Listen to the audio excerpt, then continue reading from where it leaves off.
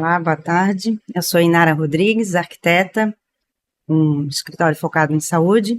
Hoje estamos aqui com a revista Visão Hospitalar para falar um pouquinho da relação da arquitetura, infraestrutura e gestão.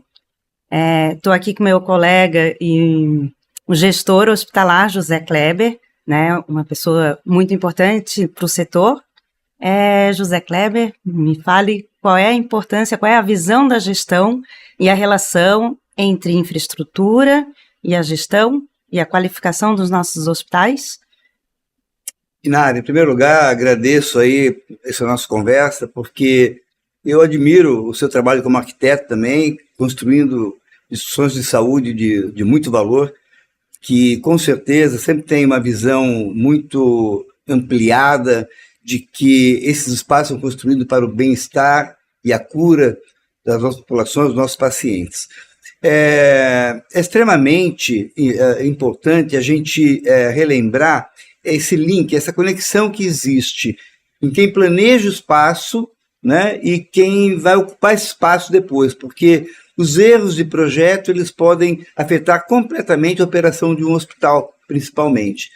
E como você sempre coloca também, a gente vê que os hospitais precisam hoje ter acessos diferenciados, muito importantes, serem preparados para poderem ter flexibilidade de espaços, né? Uma área que tem 20 leitos, se a população crescer, pode virar 40 leitos no momento seguinte, e não só as áreas afins, como centro cirúrgico, UTI, leitos, mas também as áreas de infraestrutura, né? Flexibilidade de espaço, expansibilidade, acessos diferenciados, né? Questão dos fluxos também, para a gente dinamizar, otimizar o transitar da equipe, do paciente, clareza e da autonomia, né? Nesse sentido de dar autonomia e segurança nesse trânsito interno, né? Perfeito. Minimizar riscos, né? Exatamente, porque quando você falou dos fluxos, né? Você tem hoje muitos fluxos no hospital, né? Você tem o fluxo do paciente, do médico, do funcionário, do visitante, do material limpo, do material sujo, da área de abastecimento, do lixo, do defunto, enfim, né? Se você não planejar bem todos esses fluxos, acaba que a operação sai cara, a assistência fica comprometida, né? Então a sustentabilidade de um projeto, ela passa por esse casamento entre quem projeta, no caso o arquiteto hospitalar, e quem vai dirigir a instituição, que é o gestor hospitalar. Exato. Se a gente não conhece, não entende a dinâmica do que acontece nesses espaços, o que as pessoas e a equipe, paciente, acompanhante, precisa, necessita,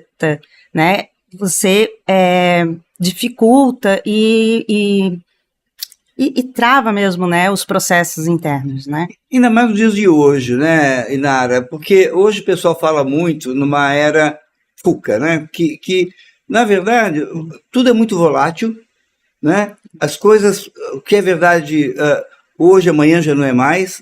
Tudo é muito incerto, né? Você não consegue fazer um planejamento de longo prazo porque as coisas elas se alteram, né? Tudo é muito complexo. Na área de saúde nós temos uma multiplicidade de profissionais muito grande, de ações, é uma estrutura que roda 24 horas por dia, é uma estrutura que trata dos maiores bens do ser humano, que são exatamente a sua vida, a sua saúde e a sua felicidade.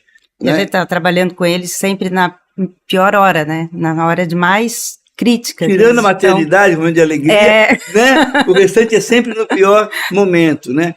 E com muita ambiguidade também, né? Quer dizer, você não tem mais uma decisão que é aquela correta, né? O que pode estar errado hoje, amanhã está certo e vice-versa, né? Então, esse mundo complexo, né? Volátil, incerto e ambíguo, leva a ter essa necessidade de entrosamento dos profissionais que vão planejar uma estrutura para atender pessoas, e isso que vão fazer essa gestão visando a melhor assistência, visando o menor custo, a melhor entrega para a sociedade, porque, no fundo, quem paga é uma sociedade, seja pelo SUS via impostos que são tirados da sociedade, né? Ou seja, mesmo no plano privado, os empresários, a sociedade está se esforçando para entregar uma assistência para os seus colaboradores, então tem que ter uma resposta boa de quem está prestando esse serviço. Com certeza. Vamos falar um pouquinho da inserção de tecnologia nesses ambientes, né? Os hospitais são cada vez mais complexos, né? Com uma inserção cada vez maior de tecnologia, mais voltada sempre ao tratamento, mais com foco em tratamento. Então, como é que você vê essa visão, né? Essa introdução dessa tecnologia? Como os hospitais devem se preparar? Nós brasileiros, né, temos muito a mania de usar termos americanos, né? Então você vê agora, está muito em moda falar em VBHC, né? Que é Value Based Healthcare, que na verdade seria basicamente saúde baseada em valor, né? Então, quando se fala em tecnologia, você tem que pensar em saúde baseada em valor. Não adianta eu ter a melhor ressonância magnética com inteligência artificial, que hoje já se tem, porque antes eu tinha que falar, olha, para de respirar, vira, né? Hoje não, hoje com o IA, a ressonância já fala tudo isso para você. Se você faz um mau uso dessa tecnologia, né? Se eu não tenho um prontuário eletrônico único, eu fiz uma ressonância ontem e fui no meu médico, aí no outro dia eu vou no outro médico, ele pede outra, eu estou usando mal essa tecnologia. Então a gente tem que ter esse acesso tecnológico, mas também usar com muita racionalidade, com muita parcimônia, para que a gente possa usar o melhor. Mas, enquanto nós estamos conversando aqui nesse podcast da visão hospitalar, alguém está trancado no laboratório desenvolvendo uma nova tecnologia e vai pegar para a gente amanhã. E a gente tem que estar com esse preparo para entregar o melhor para essas pessoas. Né? Deixar a estrutura já preparada para inserções futuras, para reformas e adaptações, para poder absorver esse mundo que vem aí ainda pela frente, né? Mesmo. Eu costumo falar, Inara, que na saúde nós só temos 3 problemas, né? Que é qualidade, acesso e financiamento. Só que os 3 são muito interligados, né? Porque para mim dar acesso, eu tenho que ter investimento. E os recursos, eles são finitos, né? Para mim entregar qualidade também, eu tenho que dar acesso, tenho que ter investimento, né? Então a gente tem que ter esse tripé muito claro para que a gente possa construir as melhores edificações e operá-las da melhor forma possível. Com certeza. Vamos falar um pouquinho então dos espaços de vivência e para trazer sempre o acolhimento, a segurança, o bem-estar, minimizar estresse, minimizar transtornos. A gente sabe que o acompanhante estressado ele acaba incomodando mais, até né, transtornando mais do que o paciente em si. A gente sabe também da importância desses espaços de descompressão para a equipe com relação à saúde mental, né? Minimiza afastamentos por burnout, tudo. Então, por favor. É interessante esse ponto que você coloca, Nara, porque assim, quando se planeja os espaços, normalmente se pensa muito na atividade fim. Eu vou operar, meu centro cirúrgico, eu vou internar no meu leito de internação, e se esquece de espaços humanizados como esse que você se refere. E isso, para o gestor, se transforma em rentabilidade, porque um cliente satisfeito, se eu levei meu pai para ser internado, fui muito bem atendido, eu vou voltar àquela instituição. Uma recuperação ao paciente mais rápida, se ele tem um espaço para ele poder ver um pouquinho de natureza, sair do quarto, um espaço de convivência, ele vai se recuperar mais rapidamente. Ajuda no tratamento, né? Liberando o leito para um próprio paciente.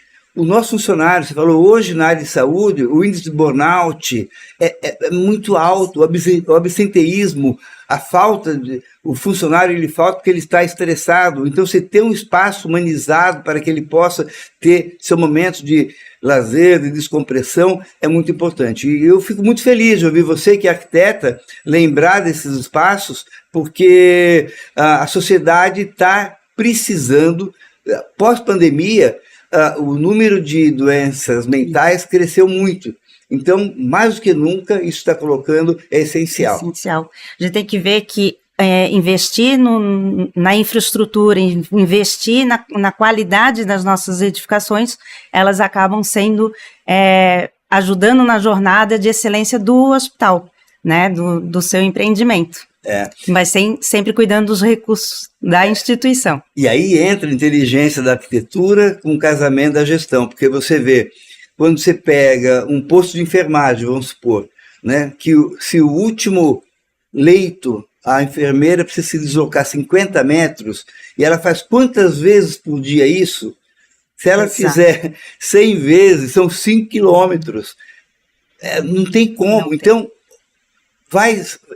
na operação, esse funcionário vai se demitir, ou ele vai ficar doente, ou ele vai faltar, ele vai criar um problema. Então, quando se pensa na construção do edifício, essas questões têm que ser levadas em conta, e aí o gestor vê com o projetista, com o arquiteto, como vai ser essa operação, e o arquiteto entender para o gestor como isso vai facilitar a vida dele no dia a dia.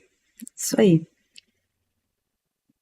Obrigada, José Kleber. Obrigada à revista Visão Hospitalar pela oportunidade de estar aqui compartilhando esse momento e um pouquinho da nossa experiência. Eu que agradeço, Nara, foi muito bom ter esse momento com você, esse bate-papo gostoso, informal, e agradecendo também à revista Visão Hospitalar por nos proporcionar essa oportunidade.